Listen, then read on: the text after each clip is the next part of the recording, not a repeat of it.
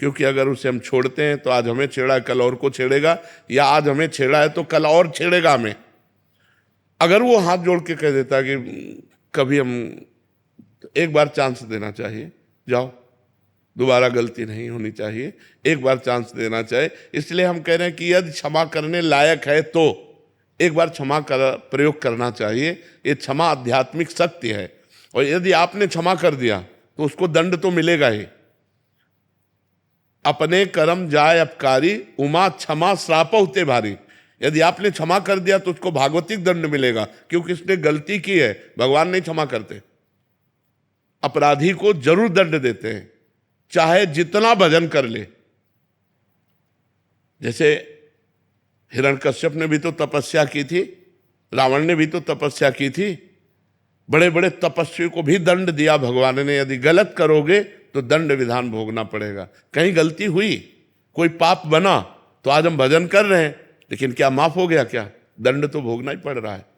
भजन कर रहे तो आगे सुधर जाएगा, तुम्हारा मंगल होगा, लेकिन पीछे पाप किया तो उसे भोगना पड़ेगा। भीष्म जी को 6 महीना बाणों की सैया पर रहना पड़ा। इसलिए हम क्षमा कर दें, कोशिश करें, क्षमा लायक हो तो। जैसे कुछ अपराध होते हैं कि क्षमा लायक नहीं होते। कुछ अपराधियों का स्वभाव होता है कि वो तत्काल बचने के लिए क्षमा शब्द का प्रयोग करते हैं कि मुझे क्षमा कर दो, और फिर वो नई प्रवृत्तियों से, नए उत्साह से पाप करते हैं। ऐसे लोगों को दंड ही सुधार सकता है, क्षमा नहीं। लेकिन कुछ ऐसे होते हैं जो बुद्धि फिसल गई, एकदम करना नहीं चाहते, उनका स्वभाव नहीं है, लेकिन वो गलती हो गई, तो ऐसा देखकर फिर उनको अगर उन्हें चांस दिया जाए तो सुधर सकते हैं। और सबको चांस मिलना चाहिए, सुधरने का चांस मिलना चाहिए। तो हमें लगता है क्षमा सबसे बड़ी है, क्रोध नहीं। इसलिए क्रोध का समन किया जाए। क्रोध से अपना भी हृदय जलता है और दूसरे को भी हानि होती है। महाराज जी, नाम जप से भी कुछ नाम जप से ही होगा, ये नाम जप से ही होगा। महाराज जी, जैसे क्या जब नाम जप करते हैं ना तो मन बड़ा शांत रहता है ना, तो आपकी स्थिति भी वैसे ही शांत है। लेकिन जैसे ही कोई ऐसी सिचुएशन आती है कि जहाँ हमारा अहंकार को चोट पहुंची, तब पता नहीं मन अपने हाथ से निकल जाता है। यदि उस समय अहंकार पर चोट पहुंचाने वाले को भगवान का विधान मानो तो कंट्रोल हो सकता है। कि आप स्वीकार करते हैं ना कि अहंकार है, तो 6 दोषों में एक है ना, तो अब संस्कृति मूल सूल प्रदनाना, सकल शोकदायक अभिमाना, ताते करे कृपा निधि दूरी, सेवक पर ममता अति भूरी। वो वहीं मारेंगे जहां कमजोर हो आप। तो आपकी कमजोरी है अहंकार, तो भगवान आपके अहंकार पर प्रहार करेंगे। तो उस समय आपको विधान देखना है कि ये बेचारा तो निमित्त मात्र है, भगवान इसकी बुद्धि में बैठकर मेरे अहंकार को ठेस पहुंच। तुरंत भगवान का चिंतन करने लगो, हे भगवान मुझे संभालो, हे भगवान मुझे बचाओ, तो वही सामर्थ्य देंगे। नहीं तो अगर हम क्रोध करने लगे तो क्रोध करते करते तो हम अपना पतन भी कर सकते हैं। कभी हिंसा भी हो सकती है। मान लो क्रोध कंट्रोल में ना हो तो हिंसा जो होती है क्रोध में तो होती है। आप अपने को शासन में ना ले तो सामने वाला तो भगवान से प्रेरित है, वो आपको और गाली दे दे, और आप क्रोध पे आ गए, वो आपको एक तमाचा जड़ दे, तो आप हिंसा भी कर सकते हैं। तो हमें लगता है हमें क्रोध को कंट्रोल करना ही दूसरे की रक्षा करना और अपनी रक्षा करना रहेगा। नाम जप करो और भगवान से प्रार्थना करो। अच्छा, संसार में क्षमावान महान होता है न कि क्रोध करने वाला। श्रेष्ठ क्षमावान होता है न कि क्रोध करने वाला। क्षमावान ही महान माना जाता है, न कि दंड देने वाला। तो हमें लगता है शास्त्र में, अध्यात्म में और समाज में भी, यार देखो उसने गाली दी और ये चुप होकर निकल गया, यार बड़ा गंभीर पुरुष है, बड़ा सामर्थ्यवान है कि उसने गाली दी और वो चुप होकर निकल गया। तो हमें लगता है हम महान बनने के लिए इन छोटे छोटे दोषों को अपने शासन में लें। अमित जी हरियाणा से। जय जय श्री हरिवंश। महाराज जी, मेरी आयु 20 वर्ष की है। मैंने आपके सत्संग में आसनों के लाभ सुने और 4 महीने से पद्मासन, सिद्धासन और शीर्षासन का अभ्यास कर रहा हूँ। लेकिन पिछले 1.5 महीने से मैं आपकी कृपा से जल नेति, कपालभाति और त्राटक क्रिया का भी अभ्यास कर रहा हूँ। महाराज जी, मैं पूछना चाहता हूँ कि पद्मासन और सिद्धासन के तुरंत बाद शीर्षासन कर सकते हैं? नहीं, शवासन। पद्मासन और सिद्धासन के बाद शवासन, कम से कम 16 श्वास। शवासन का मतलब समझ रहे, सीधे एकदम लेट गए, पद्मासन और सिद्धासन के बाद कम से कम 16 सांस शवासन होना चाहिए, 5 मिनट 10 मिनट। इसके बाद आप फिर सिरासन कर सकते हैं। हाँ, तुरंत नहीं, तुरंत नहीं, पर हर आसन के बाद जो नया आसन करना है, जैसे अब पद्मासन है तो कम से कम 45 मिनट बैठना होगा। फिर जब उसकी हम सिद्धावस्था की तरफ जाना चाहते हैं कि आसन सिद्ध हो जाए, तो 3 घंटे बिना हिले डुले सिद्धासन और पद्मासन में। अब उसके लिए रिलैक्स चाहिए। दूसरा आसन करने के लिए हम पहले सीधे लेट जाएं, 10-5 मिनट सीधा, कम से कम 16 श्वास, फिर इसके बाद हम नया आसन प्रारंभ करें। और इसमें सावधानी रखें कि आसन और प्राणायाम के बाद कम से कम 30 मिनट एक बूंद भी पानी नहीं जाना चाहिए मुख में। महाराज जी, जैसे मतलब सुबह कॉलेज जाना होता है तो मैं जल्दी उठ के सबसे पहले पद्मासन या सिद्धासन लगाता हूँ, तो मतलब अंतराय होना चाहिए। स्नान और उसमें कितना अंतर होना चाहिए? स्नान तुरंत भी नहीं करना चाहिए, 30 मिनट, कम से कम 30 मिनट। शरीर को गर्म कर देते हैं आसन, तो 30 मिनट बाद स्नान करना चाहिए और 30-40 मिनट बाद ही कुछ खाना पीना चाहिए, नहीं तो फिर गड़बड़ी हो जाएगी। हाँ, फिर श्वास प्रश्वास में गड़बड़ी हो जाएगी, कोई ना कोई रोग हो जाएगा, परेशानी आ जाएगी। बहुत सावधान। महाराज जी, ध्यान और संयम को गहरा और स्थिर करने के लिए आपकी दृष्टि में सर्वोत्तम मार्ग कौन सा? भगवान के नाम का चिंतन करते हुए नाम जप करना। जैसे राधा, बस राधा का ध्यान कर रहे, राधा नाम का, और बार बार राधा राधा राधा राधा, इससे बहुत जल्दी लाभ मिल जाएगा। कभी कभी मतलब ऐसा होता है कि जैसे कि अभी पिछली हमारी जो राधा अष्टमी बनी थी राधा केली कुंज में, उसमें जो चारों वेदों के मंत्रों का पाठ किया था, तो उसको लगा के उस पर भी ध्यान लगाने की कोशिश करते हैं, ठीक है? हाँ, वैदिक मंत्रों का जो घोष है, उच्चारण है, वो वातावरण को पवित्र करता है। कर पाता, लेकिन हाँ, बिल्कुल ठीक बात है। आप ध्यान उस समय भी कर सकते हैं जी। तन्या जी। राधे राधे। राधे राधे महाराज जी। महाराज जी, मैं हांगकांग में रहती हूँ। 2 साल पहले आपको सुना स्टार्ट किया था, नॉन वेज और ड्रिंक सब छूट गया। बहुत अच्छा, धन्यवाद। जो बात सुन करके मान ली जाए तो वो हम धन्यवाद मानते हैं कि आप हमारी बात मान करके चलें, तो आपका मंगल हो, आपका कल्याण हो। आप नाम जप और पकड़ लें, नाम जप इसके साथ पकड़ लें। गलत आचरण छोड़ने के बाद भगवान का चिंतन करें तो बहुत जल्दी लाभ मिले। महाराज जी, नाम जप कर रहे हैं, बट कभी कभी इतना ऑफिस आदि में बिजी हो जाते हैं तो नाम छूट जाता तो है। नाम जप का जो हमारा लाभ है वो ऑफिस से भी मिल जाएगा कि हम जैसे 4 घंटे ऑफिस में तन्मय होकर काम कर रहे हैं, तो 4 घंटे भगवान को समर्पित कर देते हैं कि हे भगवान, ये जो मैं 4 घंटे सांसारिक कार्य करता रहा वो आपको समर्पण करता हूं। तो यद करो, श्री भगवान ने कहा, जो भी आप करो, ये तो सर्वाणि कर्माणि मयि सन्न्यस्य मत्पराः अनन्ये नैव योगेन माम ध्यायन्त उपासने। भगवान कह रहे, जो ये तो सर्वाणि कर्माणि, जो तुम कर्म कर रहे हो वो सब कर्म मेरे को अर्पित कर दो, वो मेरी प्राप्ति करा देंगे। ये तो सर्वाणि कर्माणि मयि सन्न्यस्य मत्पराः, सन्न्यस्त माने समर्पण कर देना, सारे कर्म भगवान को समर्पित कर दो। अनन्ये नैव योगेन माम ध्यायन्त उपासते, अनन्य भाव से ही मेरा ध्यान, मेरी उपासना करते हैं, वो मेरे को ही प्राप्त होते हैं। जब आपको सुना था तो बीच में खाने लगी थी तो आपको बंद कर दिया सुनना, बाद में और परेशानी होने लग गई, फिर वापस सुनना स्टार्ट किया तो बंद कर दिया। अब ऐसा हो गया कि मेरे आसपास सब खाते हैं, अब ऐसा लगता है कि हाँ, नहीं, गलत आचरण न करे, और जो एक बार नियम ले उसे जीवन में तोड़े ना। अगर तोड़ने का अभ्यास हो गया तो फिर सतमार्ग में नहीं चल पाओगे। एक बार नियम लिया तो मर चाहे जाऊं, लेकिन दोबारा वो गलत कार्य नहीं करेंगे। तो अब नाम जब बहुत चल रहा है, बेटी को भी मैं करवा रही हूँ। बहुत सुंदर, बस अंदर ही अंदर गुप्त रखो और भगवान से प्रार्थना करो, चलता रहे। विक्रांत जी, वृंदावन से।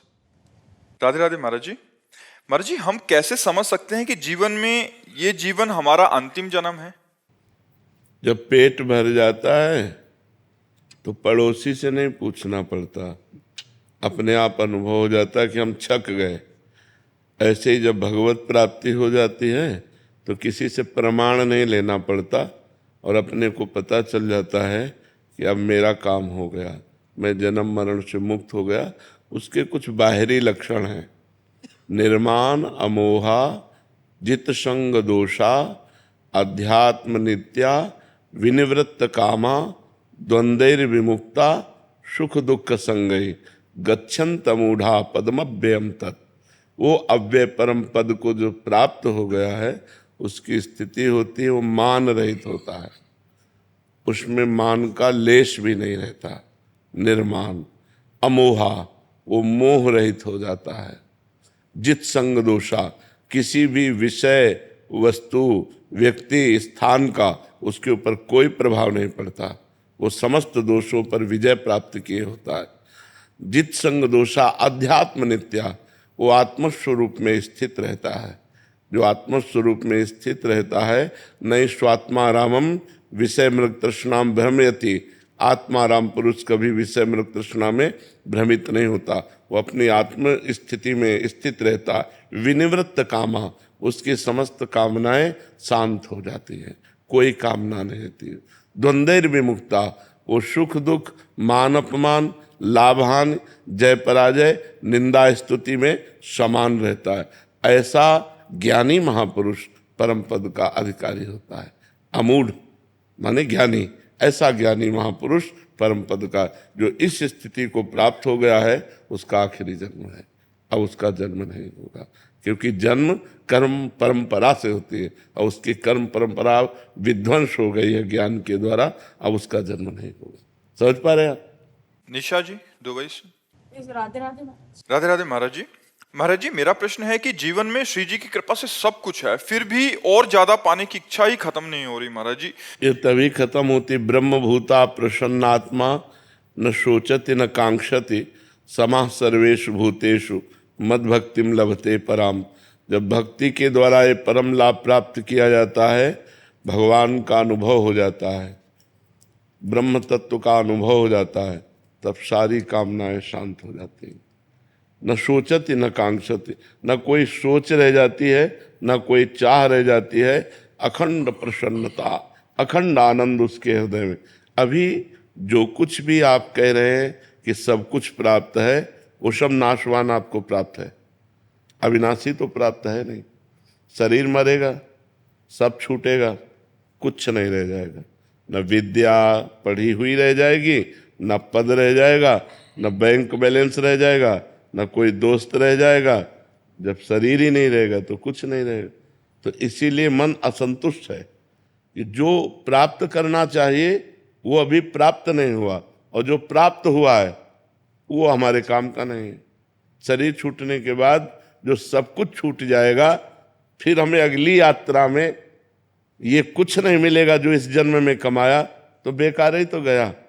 जैसे हमको किसी ऐसे देश में भेजा जाए कि तुम्हें सब सुविधाएं मिलेंगी, खूब कमाओ, खूब खाओ, खूब परिवार सजाओ, यार मित्र दोस्त, कि यार इतनी मेहनत करें, इतना सब करें, और इसके बाद जब यहाँ से हम अपने देश लौटना चाहें तो कपड़े तक उतरवा लिए जाएं। वो यही देश है मृत्यु लोक। शरीर तक छीन लिया जाता है, कुछ नहीं पास रहता। यदि हमने भजन नहीं किया तो हम अपने देश नहीं पहुंच पाएंगे और हमको भटकना पड़ेगा, और इस देश का कुछ भी नहीं ले जा सकते। सुई की नोक पर कुछ नहीं ले जा सकते।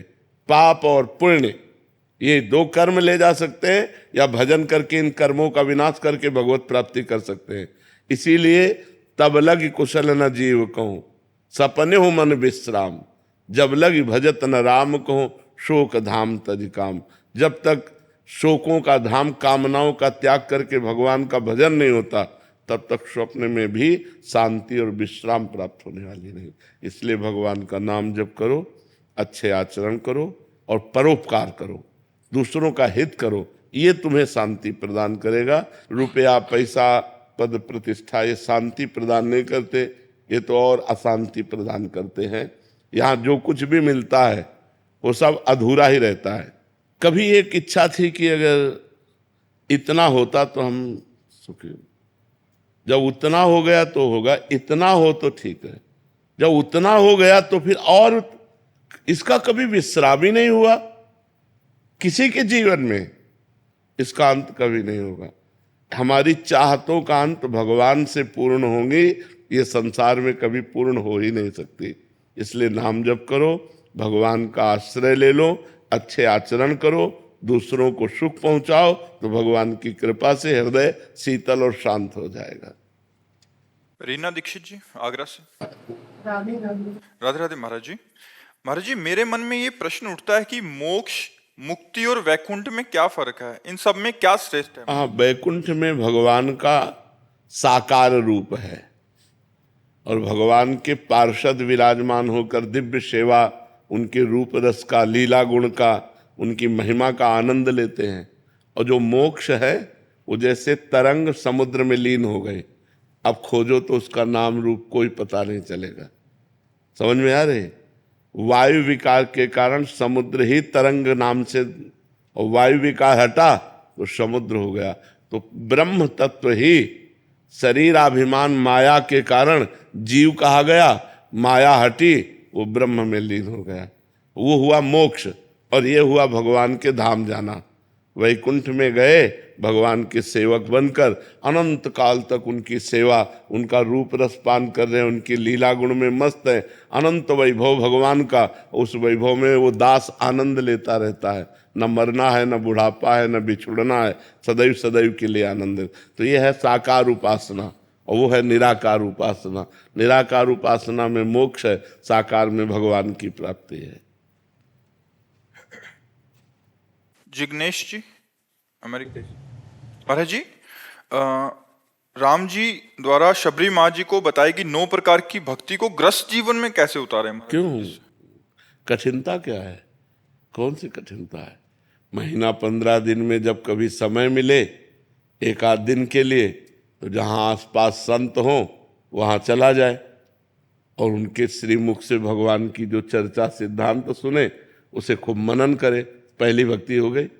प्रथम भगति संतन कर संगा, दूसरी रति मम कथा प्रसंगा। जहाँ भगवान की चर्चा होती हो वहाँ दैन्य भाव से जाके प्रणाम करके खूब एकाग्रता पूर्वक भगवान की कथा सुने। जहाँ जहाँ भगवान की चर्चा सुनने को मिले तो जाना चाहे। कोस 2 कोस में भगवान की कथा हो रही हो तो अगर हमारे पास साधन नहीं तो हम पैदल जाएं। एक एक पैर जो हम चलेंगे वो तीर्थों के समान हमें पवित्र कर देगा, क्योंकि हम भगवान की कथा सुनने जा रहे हैं। तो दूसरी भक्ति है भगवान की कथा सुनना। गुरुपद पंकज सेवा तीसरी भक्ति अमान।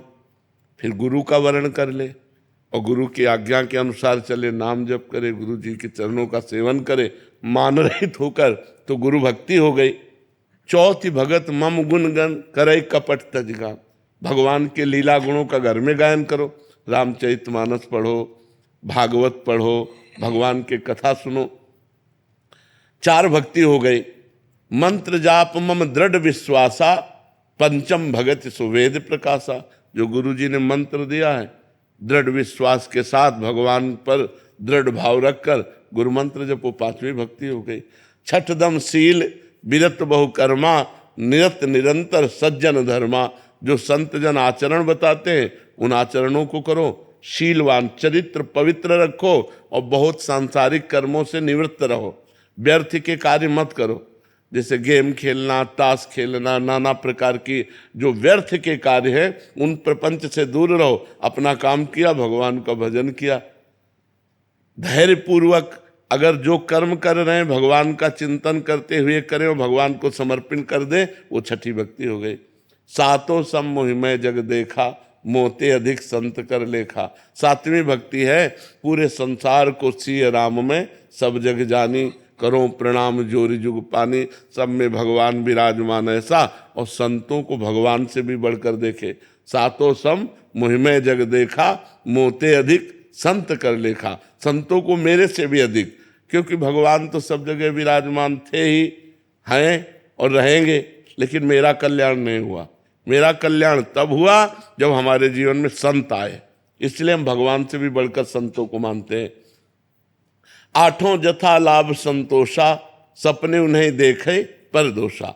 8वीं भक्ति है जैसे भगवान रखे, जथा लाभ संतोष सदा काहू सो कछु न चाहूंगो। भगवान जैसे रखे मैं उसी में राजी, किसी से कभी मांगेंगे नहीं, किसी से कभी हम सहयोग नहीं मांगेंगे। जैसे भगवान हमें रखे वैसे। 8वीं 8 जथा लाभ संतोषा, और सपने नहीं देखे पर दोषा। दूसरे के कभी हम दोष नहीं देखेंगे, क्योंकि दूसरे के दोष देखकर जब हम निंदा करते हैं तो हमारे पुण्य नष्ट हो जाते हैं और पाप एकत्रित हो जाते हैं जिसकी हम निंदा करते हैं। पर निंदा के किए थे आवत नहीं कछु हाथ, मूरख पर्वत पाप को ले चल अपने साथ। तो हम किसी का दोष दर्शन न करें, दोष वर्णन न करें और दोष सुने ना, ये हमारी 8वीं भक्ति होगी। नवम सरल सब संचल हीला, मम भरोसे ही हरस न देना। 9वीं भक्ति है सरल स्वभाव न मन को तिलाई। सरल स्वभाव हो, किसी के साथ छल ना करे, भगवान पर दृढ़ भरोसा रखे। और 9वां एको जिनके हुई, पुरुष नारी से चराचर कोई भी हो, अगर 9 में एक भी भक्ति हो तो भगवान को प्रिय। फिर सबरी जी में तो 9 भक्ति विराजमान थी। तो अब हमें ये बताओ गृहस्थी में इसमें कौन सी भक्ति नहीं धारण की जा सकती? आराम से 9 भक्ति धारण की जा सकती है। समझ पाए आप? कमला जी पठानकोट। जय जय श्री श्री हरिवंश महाराज जी, राधे राधे। आपके चरणों में कोटि कोटि नमन। महाराज जी, ना जाने मुझसे कौन सा अपराध हो गया है कि मेरा पाठ चलते चलते रुक सा गया है। ना ही वो पहले जैसा खिंचाव रहा, ना ही अच्छे से ध्यान लगता है। मन हर समय जलता रहता है। महाराज जी कृपया करके बताएं, अब मैं क्या करूं? 2 बातें हैं, जिसको देख लो, जिसका भी प्रश्न हो।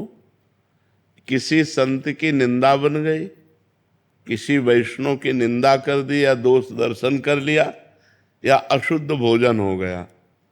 बस 2 कारणों से ही हमारे पाठ भजन में मन नहीं लगता। अशुद्ध भोजन से 2-4 दिन फर्क पड़ेगा, लेकिन संत वैष्णव अपराध से जीवन भर फर्क पड़ेगा।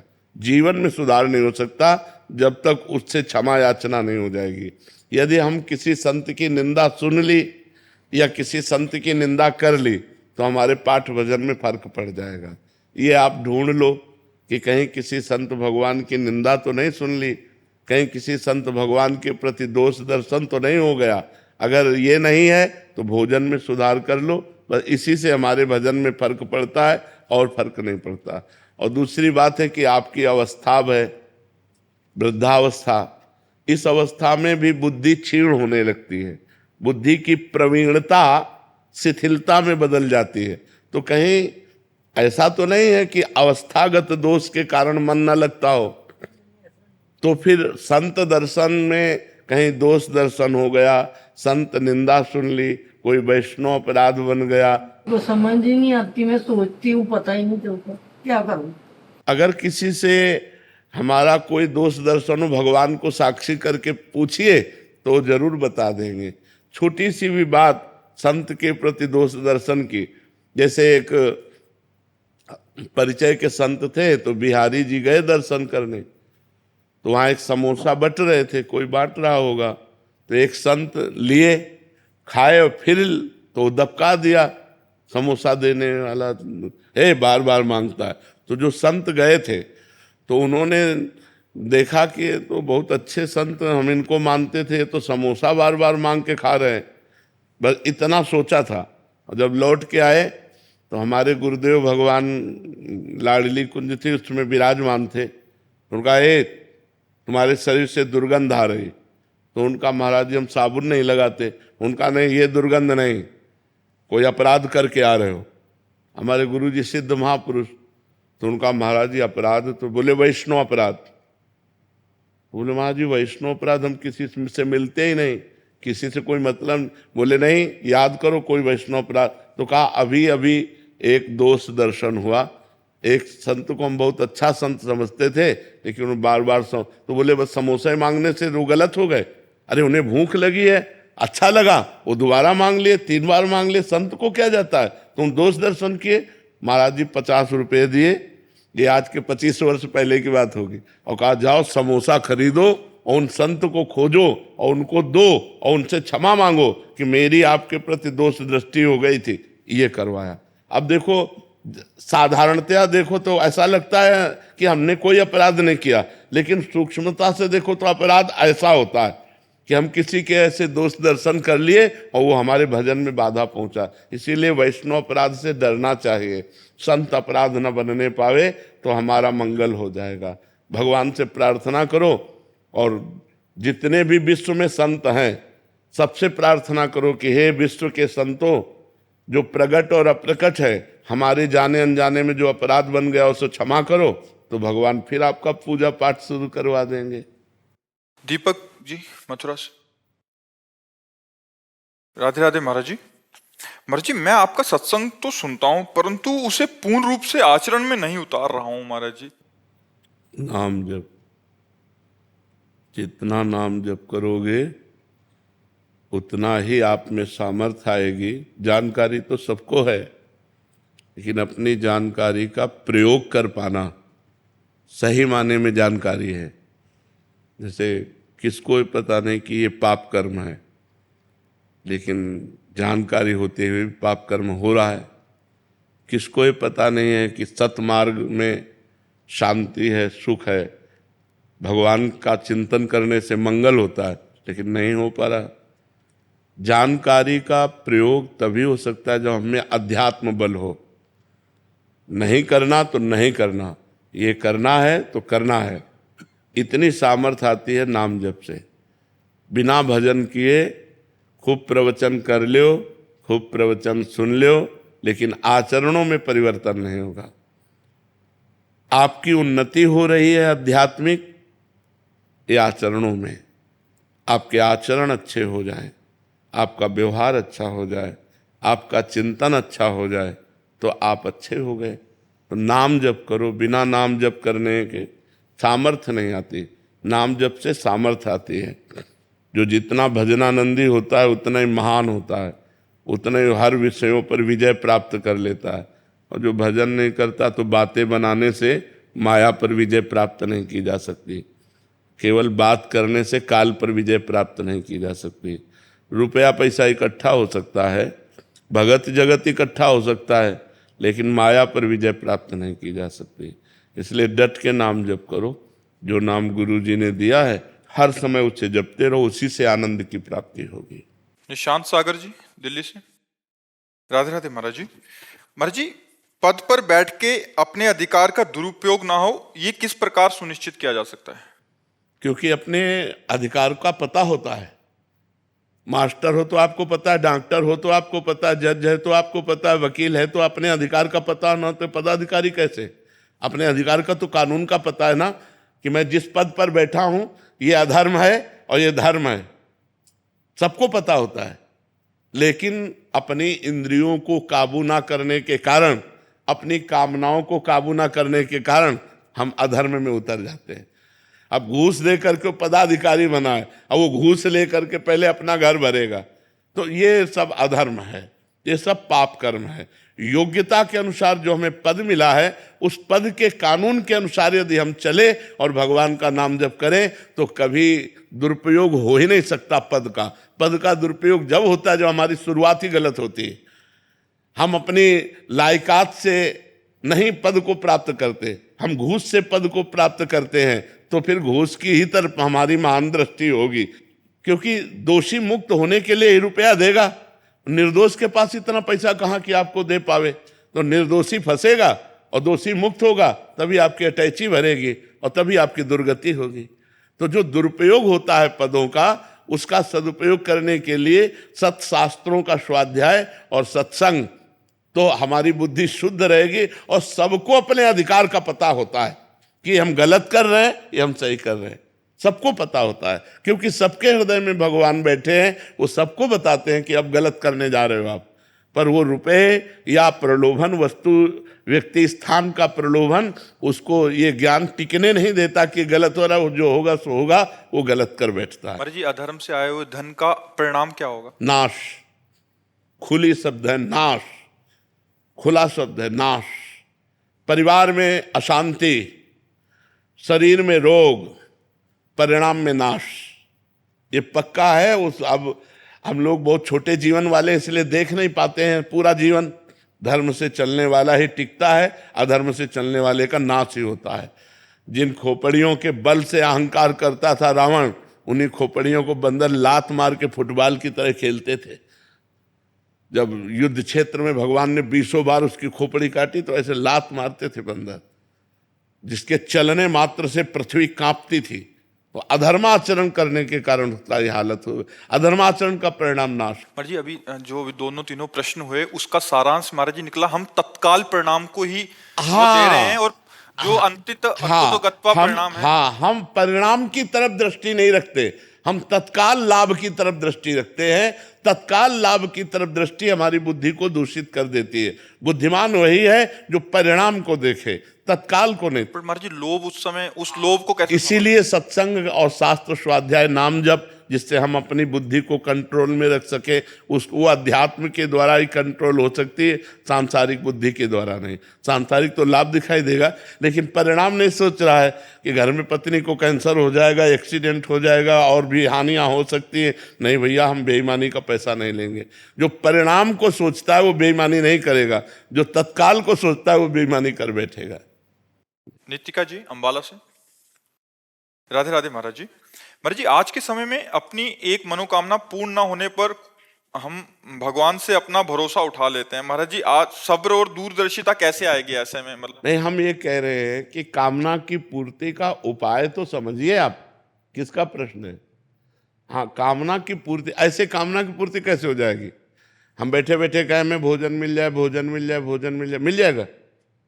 हमें कम से कम हमें यही कहना, तो किसी के दरवाजे पे जाके कहे हमें भोजन दे दीजिए, तो 2-4 घर नहीं मिलेगा, एक घर में तो कोई दयालु दे देगा। हम भगवान से मांगते हैं तो क्या समझकर मांगते हैं? ऐसे मिल जाएगा? या तो आपका भजन हो, पाठ हो, तपस्या हो, तो आप मांगो, तो उसके परिणाम से आपको मिलेगा। और या भगवान से प्रेम हो, दोनों नहीं है, दोनों नहीं। भगवान से अपनापन नहीं है, जैसे हम अपने पिता से मांगते हैं, अपने स्वामी से मांगते हैं। भगवान से इतना प्रेम लगाव तो हो कि प्रभु एक पिता जैसा, एक अपना जैसा। कोई लगाव नहीं भगवान से और आपके पास तपस्या नहीं, तो कामना की पूर्ति कैसे हो जाए? हमें बताओ, कैसे हो जाए? फिर तो चराचर जगत भगवान का बच्चा है, सब कामना ही कर रहे हैं, तो सबकी पूर्ति हो जानी चाहिए। लेकिन शर्त है, 2 बातों में से एक बात आप में होनी चाहिए। या तो भगवान से पूरा लगाव होना चाहिए और भगवान पर पूर्ण समर्पित होना चाहिए, भगवान के सिवा दूसरा कोई सहारा नहीं होना चाहिए, पक्का कामना की पूर्ति हो जाएगी। और या फिर इतना पाठ पूजा होना चाहिए, जब तब पाठ पूजा हो तो कामना करो तो पूर्ति हो जाएगी। ऐसे कामना करो तो फिर ऐसे कैसे पूर्ति हो जाएगी? चराचर जगत कामना ही तो कर रहा है, सबकी पूर्ति हो जाए। ऐसे भगवान नहीं सुनते। देखो, भगवान स्वयं कहते हैं, भाव का भूखा हूं मैं और भाव ही एक सार है। भाव से मुझको पुकारे तो भाव से बेड़ा पार है। भाव बिन सुनी पुकारे मैं कभी सुनता नहीं। भाव बिन सुनी पुकारे मैं कभी सुनता नहीं। भाव पूरित टेर ही करती मुझे लाचार है। कामना पूर्ति करने के लिए भगवान को विवश कब हो जाएगा? जब जैसे बच्चा अपनी माँ से कहता है, अपने पिता से कहता है, तो हम भगवान को अपना माने तो भगवान को तो अपना नहीं मानते। और भजन साधन है नहीं तो कामना क्यों पूर्ण हो? हमें बताओ। अब जैसे आप कह रहे हो कि हम 5,000 का भोग लगा देंगे, महाराज जी घूस देते हैं। भगवान के दरबार में घूस नहीं चलती, ये पक्की बात समझो। जिनको ये बात समझ में आती है कि हमने बिहारी जी को एक भोग माना और हमारा काम पूरा हो गया, वो भूल में है। बिहारी जी भोग में आके तुम्हारा काम नहीं पूरा किए, वो काम पूरा होना था इसलिए पूरा हो गया। बिहारी जी घूस ले लेते, राधा वल्लभ जी घूस ले लेते, ये तो उदार है, उदार दानी है, ये लेके नहीं देते, उदार दानी है। बस इतना मान करके आप प्रभु से प्यार तो करो, थोड़ा भजन साधन करो। अब ऐसे ही कामनाओं की पूर्ति तो कैसे बताए? जैसे दिनों का वहम क्यों करते हैं महाराज जी? सारे दिन भगवान के हैं, तो जैसे मंगलवार को नहीं करना। नहीं, इसमें शास्त्र मर्यादा है। इसमें जो शास्त्र मर्यादा है उसका हमें पालन करना चाहिए। जैसे संध्या के समय मैथुन नहीं करना, भोजन नहीं करना, शयन नहीं करना, उस समय जप करना, भगवान का ध्यान करना। तो शास्त्र जो आज्ञा करता है, हम अगर उसका पालन करेंगे तो हमारी उन्नति होगी। अब जैसे गुरुवार के दिन किसी भी स्थिति में बाल नहीं कटाना, द्वादशी के दिन किसी भी स्थिति में तुलसी जी को नहीं छूना। तो जो शास्त्र मर्यादा बनाई गई, अब उसमें हम क्यों नहीं कह सकते? क्योंकि ये ब्रह्म ऋषियों के द्वारा बनाई हुई मर्यादा है। बुधवार को और शुक्रवार को आप बाल कटवा सकते हैं, लेकिन अन्य दिनों में कटवाने से आपके पुण्य क्षय होंगे। ब्रह्म ऋषियों ने जो मर्यादा बना रखी है, अगर हम उससे चलेंगे तो हमें ज़्यादा लाभ मिलेगा। अब रोज़ सुबह लोग बाल आदि। तो हम कहते हैं केवल बृहस्पतिवार को मत करवाओ, और ना मानो तो गुरुवार का दिन परम पवित्र गुरु के लिए है, उस दिन आप क्षौर कर्म न करें, बिल्कुल निषेध है। नहीं, उससे पुण्य नष्ट होते हैं, आयु नष्ट होती, बुद्धि नष्ट होती। अब अगर आप नहीं मानोगे तो वैसे ही आपके आचरण होते चले जाएंगे, गिरते चले जाओगे। देखो, आप सब लोग यहाँ क्या देखने आए हो, हम आपको बता रहे हैं। आप यहाँ क्यों आए हो, हम दो बातें आपसे रखते हैं। आप क्या देखने आए हो और आप यहाँ क्यों आए हो। तो आप यहाँ देखने आए हो साधुता, भगवान के भक्त का दर्शन जो शास्त्र के अनुसार चलता है। आप आए हो अध्यात्म को पाने के लिए, आप आए हो सुख शांति के लिए, आए हो कि नहीं। अगर हम धर्म से ना चलते हो तो आप हमारे दर्शन करने आओगे क्या। हम भी तो एक मनुष्य हैं, हम भी तो आप जैसे ही हैं। अगर हमारे अंदर अध्यात्म ना हो तो आप क्या सुनने आए हो। तो आप सोचो, उन्हीं ब्रह्म ऋषियों ने ये मर्यादा रखी। वैसे ही जब हम चलते तो हमारे अंदर तेज, हमारे अंदर शांति, हमारे वचनों का प्रभाव, हमारे दर्शन मात्र से तुम्हें सुख मिलेगा। तो क्या वो आप नहीं बन सकते। आप विचार करो। तो जो शास्त्रों में लिखा है उस पर हम क्यों में नहीं लगाते, उसका हम आचरण करते हैं। जैसे डॉक्टर कहता है कि आपको ये नहीं खाना, ये नहीं खाना, ये नहीं, तो हम उनसे क्यों बोलते हैं क्या, दही नहीं खाना। अरे भाई, दही तो बहुत अच्छी चीज है, क्यों नहीं खाना, क्योंकि तुम्हारा रोग बढ़ जाएगा। जब तुम ठीक हो जाओगे तब तुम सब कुछ कर सकते हो, लेकिन जब तक ठीक नहीं होते तब तक तुम्हें दही नहीं खाना, ऐसा मना किया जाता है ना। जब तक हमारा ज्ञान नष्ट नहीं हो जाता तब तक ये सब बातें, और ज्ञान नष्ट हो गया तो फिर कोई नियम नहीं, फिर वो सबके ऊपर पहुंच जाता है। जब स्वस्थ हो गया तो खूब दही खाओ, क्या परेशानी है। जब आप आत्मा स्वरूप में स्थित हो गए, देह भाव खत्म हो गया, तो बार बने या बना रखा रहे, क्या फर्क पड़ता है। तो हम अभी देहाभिमानी हैं, देह भाव से चलते हैं। तो हमें शास्त्र के नियमों का पालन करना। जो आज शास्त्र के नियमों का पालन नहीं करते हैं तो गिरते चले जाते हैं। अब ये शास्त्र आज्ञा करता है, जिस दिन से गर्भ आ जाए उस दिन से माता पिता को ब्रह्मचर्य रहना चाहिए। क्यों? क्योंकि वही वीर शक्ति फिर उसके ऊपर जाएगी तो उसके दिमाग पे, उसके अंगों पे वो कुप्रभाव पैदा करेगी, वो उसकी हानि पैदा करेगी और उसमें गलत संस्कार पड़ जाएंगे। कौन मानता है? शास्त्र जो आज्ञा करता है अगर उसके अनुसार चलो तो आज सब सुखी हो जाएं। पर शास्त्र की आज्ञा का कहाँ पालन हो रहा है। बोले प्रातः काल उठना चाहिए, ब्रह्म मुहूर्त में उठ करके गुरुजनों माता पिता के चरण छूने चाहिए। कौन मान रहा है? प्रातः काल उठ के रघुनाथा, मात पिता गुरु नावै माथा, मातृदेवो भव पितृदेवो भव अतिथि देवो भव। कहाँ गया? पहले लिखा होता था घरों में बड़े अक्षरों में अतिथि देवो भव, अब लिखा होता कुत्ते से सावधान, नहीं लिखा होता।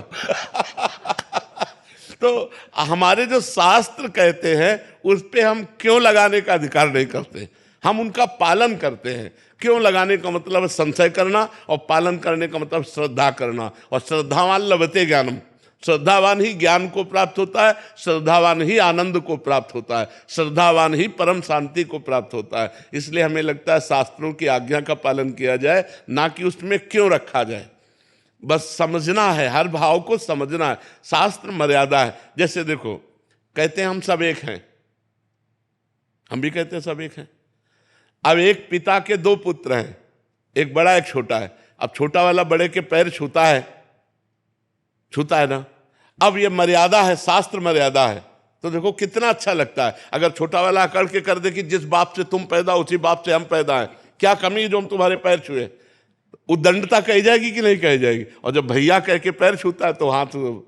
तो ये जो हमारी एक मर्यादा बनी हुई है, जो हमारे शास्त्र आज्ञा बनी हुई है, उसका पालन करने से हमें आनंद मिलता है, हमें शांति मिलती है, हमारी उन्नति होती है। और जब हम शास्त्र की आज्ञा का उल्लंघन करते हैं तो अशांति होती है, क्लेश होता है और हम अवनति को प्राप्त होते हैं। इसलिए हमें लगता है जो शास्त्रों में लिखा है उसका अक्षरशः पालन करना चाहिए।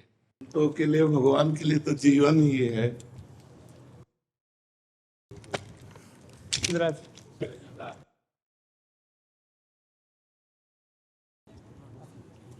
आपके तो दर्शन ही भाई विराज आपके ऊपर विराज है महाराज जी।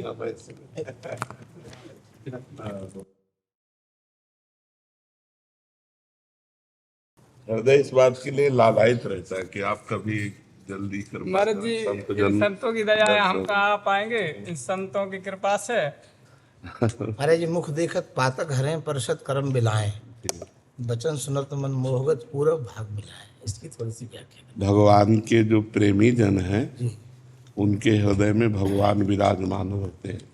निरंतर भगवत चिंतन परायण के कारण उनका रोम रोम भगवत परमाणुओं से युक्त रहता है।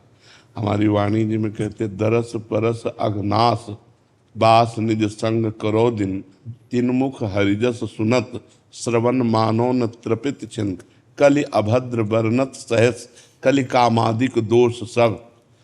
जितने भी दोष हैं, जितने भी पाप हैं, जितने भी ताप हैं, ये सब भगवान नाम के प्रभाव से नष्ट होते हैं और संतों के हृदय में भगवान नाम निरंतर विराजमान रहता है। इसलिए संत के दर्शन मात्र से समस्त पापों का नाश लिखा, संत दरस जिम पातक टरई। भगवान के प्रेमी जो महात्मा जन हैं उनके हृदय में भगवान नाम विराजमान है। महात्मा की महिमा भगवान से है, भगवान की महिमा का ज्ञान महात्मा से है। बिना संत महात्माओं के श्री मुख से भगवत चर्चा सुने हमें भगवान के महात्मा का ज्ञान नहीं होता। और संतों के हृदय में भगवान का महात्मा प्रकट है। संत महिमा भगवान से है। जैसे भगवान ने स्वयं श्री मुख से कहा, सातों सम मोहिमय जग देखा, मोते अधिक संत कर लेखा। भला ऐसा कैसे हो सकता है? हमारा जो भाव है जब जुड़ता है प्रभु से, तभी तो हम महात्मा कहलाते हैं। जी बिल्कुल सर। प्रभु से जुड़ने के कारण तो हम कहते हैं। हम प्रभु से अलग कुछ नहीं है। जी जी। प्रभु से अलग हमारी सत्ता नहीं है। क्या हमारे शासन से सूर्य शासित है? क्या हमारे शासन से मृत्यु शासित है? ये भगवान से शासित है। तो भगवान से बढ़कर कैसे कोई हो सकता है? नहीं हो सकता। एक विचार करते हैं। लेकिन हमने प्रेम से स्वभक्त चित्त रंजनम, भगवान का एक नाम है स्वभक्त चित्त रंजनम। वो भगवान अपने भक्त के चित्त में संपूर्ण आनंद के सहित विलसते हैं। इसलिए ऐसे संतों के दर्शन से समस्त पातकों का नाश हो जाता है और वो निरंतर भगवान के रस का रसास्वादन करते हैं।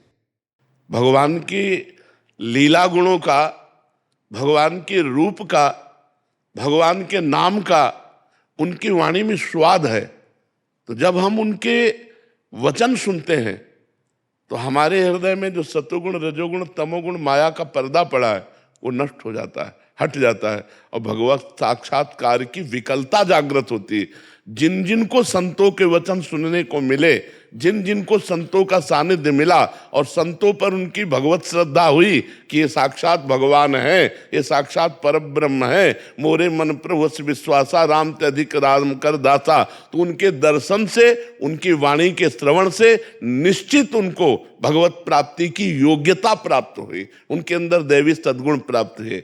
तो क्या था पूरा दोहा? तो देखत पातक हरें, वैराग्य संदीपनी में है जी महाराज जी। मुख देखत पातक हरें परसत कर्म बिलाएं, जी। वचन सुनत। अब ये परसत कलम बिलाए में थोड़ा सा समझना होगा। ऐसे छू लेना एक अलग बात होती है। इनके कर्म नष्ट नहीं हो गए, छू लिया, कर्म नष्ट नहीं हुए। और जब हम किसी संत के हृदय को छू लेते हैं, वो परसना होता है, कटे कर्म बंधन संसारी, जो उसमें लिखा है, महापुरुषों ने वही लिखा, हमारी वाणी में लिखा है, कटे कर्म बंधन संसारी, सुख सागर पूरी तति भारी, विधि निषेध श्रृंखला छुड़ावे, निज आलय बनान बसावे, आलय बन बसत संग पारस के, आयस कनक समान भयम, मांगो मन मनस दास अपनी कर, पूरन काम सदा हृदयम। जिस समय हम किसी संत के हृदय का स्पर्श प्राप्त कर लेते हैं, हृदय का स्पर्श, आपने ऐसी सेवा, ऐसा समर्पण किया कि वो आंतरिक चिंतन में आ गए, आप उनके आंतरिक चिंतन, ये स्पर्श माना जाएगा। जो बाह्य स्पर्श है उससे कर्म बंधन नहीं कटते, पाप क्षीण हो जाएंगे। तीर्थी कुर्वन्त तीर्थानि, इतने संत पवित्र होते हैं, पर कर्म बंधन नहीं कटेंगे। कटे कर्म बंधन संसारी, ये तभी हो सकता है जब वो हृदय से आपका चिंतन करें। वो महापुरुष जिस हृदय में सच्चिदानंद भगवान का चिंतन कर रहे हैं, उसी चिंतन को आपके चिंतन में मिला दिया। आपका जे ही चिंतन हुआ तो कमल कर जिन अभय दीन है, कर्म बंधन सब कटे, परम सुखद सुशील सुंदर पाहि स्वामिन मम धनी।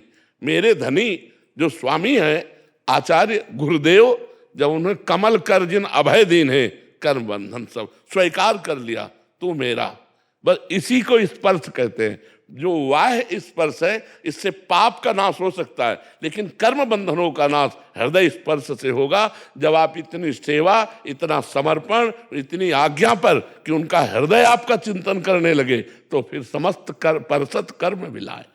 और आगे बचन सुनत मन मोहगत, हाँ। पूरब भाग मिला। हाँ, भगवान की चर्चा में इतनी सामर्थ्य है कि समस्त मोहों का नाश हो जाता है। यहां तक कि जहां चर्चा हो रही है वहां पहुंचते ही मोह का नाश होने लगता है। जैसे गरुण जी महाराज को मोह हुआ तो कागभूषुंडी जी जहां भगवत चर्चा करते थे उस क्षेत्र में प्रवेश होने मात्र से मोह का नाश हो। और फिर भगवत चर्चा, भगवान की चर्चा, मोह महिषासुर है, इसे दूसरा नहीं मार सकता।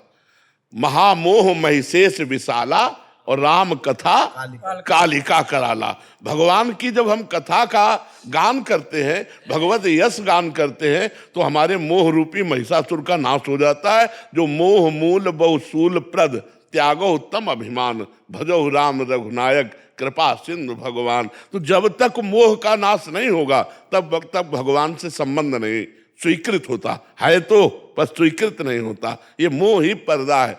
मोह गए बिनु राम पद, तो ये मोह का नाश भगवान की चर्चा से होता है। और संतों का नशा होता है, आशा बसन व्यसन आती नहीं उनका नशा होता है, उनका व्यसन होता है। इसके बिना उनको चैन नहीं। जैसे नशेबाज को नशा ना मिले तो व्याकुल घूमता है, ऐसे ही जहां जहां पिय की बात सुने खोजत तिन गैनन, हित ध्रुव छिन छिन ले प्रेम जल भरी भरी नैनन। अश्रु प्रवाहित होते हुए कहीं मेरे स्वामी की कोई मुझे चर्चा सुना दे, कहीं मेरे प्रीतम की कोई मुझे बात बता दे।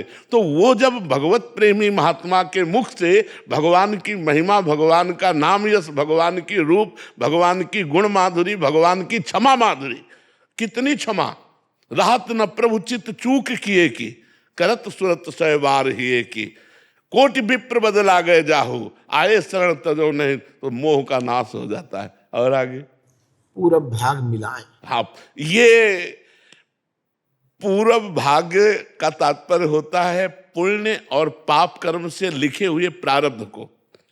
इसमें हमें थोड़ा सा ये भाग है कि पूरब भाग्य हमारे तब उदय हुए जब भगवान की हम पर कृपा हुई, क्योंकि ऐसे प्रेमी महापुरुष पुण्य से नहीं मिलते, ऐसे प्रेमी महापुरुष भगवान की कृपा से मिलते हैं। अब मोहि भाव भरोस हनुमंता, बिनु हरि कृपा मिले नहीं संता। तो हमारा नया भाग्य बना भगवान की कृपा से।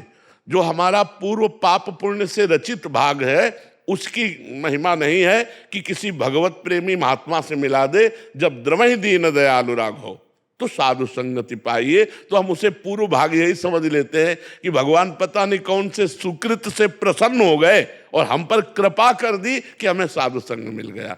तो भगवान के प्रेमी महापुरुषों के दर्शन से, उनके हृदय से स्वीकृति से, उनके हृदय से निकले हुए वचनों से ये हमारे समस्त मोह का नाश हो जाता है और भगवान की प्राप्ति निश्चित है। महाचंगस्त दुर्लभ हो अगम्यो परमोघश्च, यदि महापुरुषों का निर्वाह कर लिया जाए तो भगवत प्राप्ति निश्चित है। महापुरुषों का आश्रय, महापुरुषों का दर्शन, महापुरुषों का स्पर्श, महापुरुषों के वचन, यही हमारे अमृत हैं जो परम अविनाशी सच्चिदानंद भगवान से हमें जोड़ देते हैं, हमारा चित्त जोड़ देते हैं। महाराज जी, अभी कृपा स्वयं साध्य है या साधन साध्य है? कृपा स्वयं साध्य, साधन साध्य नहीं। वो पता नहीं कब कहाँ किस पर हो जाए, इस पर नहीं कहा जा सकता। कृपा के लिए साधन पथ पर, हमारा साधन पर विश्वास नहीं है, हमारा कृपा पर विश्वास है। साधन तो आज हमारे पैर ठीक है, परिक्रमा कर रहे हैं, कल टूट गया तो। आज हमारे हाथ ठीक है तो ठाकुर सेवा कर रहे हैं, कल हाथ टूट गया तो। आज हमारी बुद्धि ठीक है तो हम चिंतन कर रहे हैं, कल बुद्धि भ्रष्ट हो गई तो। हमें इन पर विश्वास नहीं है, सब प्राकृतिक है। बस मम भरोस ही हरस न देना। भगवान की जो आखिरी नवम भक्ति का है, नवम सरल सब सन छल हीना मम भरोस। कल इन संतों से अपने सबसे कह रहे थे, भैया सब साधना का फल है भगवान पर दृढ़ भरोसा हो जाना, दृढ़ भरोसा। हरिराम व्यास जी कह रहे हैं, काहू के बल भजन को, काहू के आचार पर व्यास भरोसे सोवत पांव पसार। हम राम जी के भरोसे, हम कृष्ण जी के भरोसे, हम हरि जी के भरोसे हैं, ना कि इस नाशवान शरीर के साधन के भरोसे। साधन कुछ होता है, उससे सब कुछ नहीं मिल सकता। जो भगवत कृपा से साधन होता है वो हम कर नहीं सकते, वो केवल भगवान की कृपा से होता है। अब एकांत में बैठे बैठे अश्रु प्रवाह करते हुए राम राम राम राम जो निकल रहा है, चित्त जल रहा है, मन खिन्न है। गिरा अरथ जल बीत सम कहियत भिन्न न भिन्न, बंदो सीता राम पद जिन्हें परम प्रिय। कुछ अच्छा नहीं लग रहा, कुछ लोक परलोक सुख कुछ अच्छा नहीं लग रहा। एक मन में उदासी छा गई है और अशुभ प्रवाह होकर के वो राधा राधा या राम राम रट रहा है। ये साधन नहीं है, ये साध्य है, ये कृपा से होता है। ये साधन यह गुण साधन ते नहीं हुई तुम्हारी कृपा। और वो कब कहां किस पर अवतरित हो जाए, कृपा का अवतार किसके ऊपर हो जाए, ये नहीं कहा जा सकता। ये आज तक कोई प्रमाण नहीं दे सकता कि वैसे गोस्वामी जी ने संकेत किया है, मन क्रम बचन छाण चतुराई और भजत कृपा कर है रघुराई। पर इसके लिए भी हौ हार्यो कर जतन विविध विधि अतिशय प्रबल अजय, तुलसीदास बस होई तवै जब। तो इसलिए भगवान की कृपा के बिना कुछ नहीं है। उन्हीं की कृपा पे जिए, उन्हीं की कृपा के आश्रित हैं। बिल्कुल जैसे यंत्र चढ़ा हुआ है, अब उसमें वो नाच रहा है, वो कहे मैं बहुत बढ़िया नाच रहा हूं, तो उसकी अल्पज्ञता ही है, उसको तो यंत्री नचा रहा है। ऐसे हम यंत्री के नचाए नाच रहे हैं। भगवान उमादार जो सिद्ध किनाए सबह नचावत न, और वो माया से नचा रहे हैं, अब हम भक्ति में नाच रहे हैं। हमारे स्वामी जैसा जैसा प्रेरित कर रहे हैं वैसा वैसा चेष्टा हो रही है, और जो जो चेष्टा हो रही है वो उन्हीं के लिए हो रही है। उसके कर्ता हम नहीं हैं, हमारे स्वामी हैं। हमारे स्वामी प्रेरणा करने वाले हैं। लेकिन ये स्थिति तभी आएगी जब निर्दोष स्थिति हो जाएगी। अगर निर्दोष स्थिति नहीं है तो गुण तुम्हार समुझे निज दोषा। हाँ, मतलब गोस्वामी जी ने सिद्धांत रखा है, जब तक अगर फिर नहीं तो गड़बड़ हो जाएगा। वो फिर दोषों को भगवत प्रेरित मान लेगा तो वो पतित होकर के गलत मार्ग में चला जाएगा। जब तक हमें अपने अंदर दोष दिखाई दे तब तक गुण तुम्हार समझे निज दोषा। और जब ये दिखाई दे जी कि अब राम जी की ही लीला पूरी चल रही है, शरीर इंद्रियों का विलास बंद हो गया, तब अब पूरा यंत्र की तरह चल रहा। फिर उसके द्वारा ऊसर वर्षे तृण नहीं जामा, संत हृदय जिम उपज न कामा। एक भी कामना उसके हृदय में नहीं रह, महाराज जीना मुश्किल हो जाता है। हम संतों से यही कह रहे थे कि भाग्य है उनके जो अज्ञान में है। अब हमारा मन विश्व में कहीं लग ही नहीं रहा, कुछ अच्छा ही नहीं लग रहा, मौत आती नहीं है। और जिल से लगा है वो पर्दा डाल रहे। बस ये जो दशा, मतलब वही समझ सकते। तो एकांत में केवल विलपना, बस सिसकना, आह भरना, बस इतना ही रह जाता है। कुछ अच्छा नहीं लगता। त्रिभुवन सब माया रचित है, पहले दिमाग में बैठ गया। यहाँ सब भगवान की त्रिगुणमयी माया का खेल है, तो कुछ अच्छा नहीं लग रहा। और जो अच्छा लग रहा है, और वो पता नहीं किस दिन का इंतजार कर रहे हैं, पर्दा डाले बैठे हैं। अगर पर्दा हटा दे तो हमारा सर्वस्व, हम चाहते हैं सर्वस्व समर्पित हो, कहीं कुछ अच्छा नहीं लग रहा, और जो अच्छा लग रहे वो छुप रहे हैं। अब रोने के सिवा अपने पास कोई साधन नहीं बचा, रोने के सिवा कोई साधन नहीं बचा। क्या कर सकते हैं हम? हमारी कोई बस नहीं है। आप अव्यक्त रूप से पर्दा डाल दिए, आप दिखाई नहीं दे रहे हो, आपके लिए पूरा जीवन अर्पित है। अब कुछ अच्छा लग नहीं रहा, कुछ अच्छा नहीं लग रहा। खान पान, जीना, नाना ये सब माया, ये सब अच्छा नहीं लगा, क्योंकि दिमाग ने पहले स्वीकार कर लिया ये सब माया करते। और जो अच्छा लग रहा है वो तो आप खिन्नता के सिवा और कुछ नहीं बचा, उदासीनता के सिवा कुछ नहीं बचा। तभी ये जब भाव आता है इस कोटि का, तो फिर वो संसार के लायक नहीं रह जाता है। हाँ, बस वो फिर एकांत सेवन और भगवान के लिए तड़पना, रोना। और सही पूछो तो ऐसे ही महापुरुषों से जगत पावन होता है। मम भक्ति युक्तो भुवनम, जो व्यवहार को भगवान का स्वरूप मान करके बरतते हैं और एकांत सेवन करते हैं, निरंतर भगवान में चित्त जोड़ते हैं, वही तीर्थी कुर्वन्ति तीर्थानि।